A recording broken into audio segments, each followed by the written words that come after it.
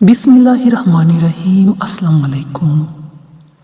क़यामत से पहले ज़ाहिर होने वाले फितने इस कदर शदीद होंगे कि ज़िंदा लोग मुर्दों पर रश करेंगे।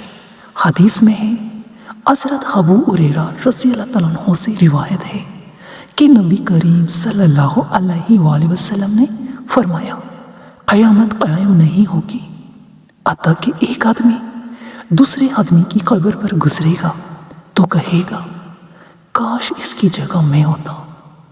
इस हदीस का मतलब है कि इंसान अपनी मौत की तमन्ना अपनी दीनदारी की वजह से नहीं करेगा, बल्कि दुनिया की मुसीबतों से तंग होकर करेगा।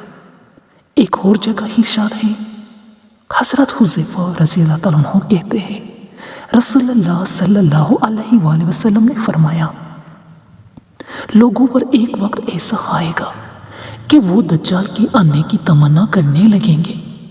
मैंने अर्ज़ किया, या रसूलल्लाह, मेरे माँ बाप आप पर कुर्बान, ऐसा क्यों होगा?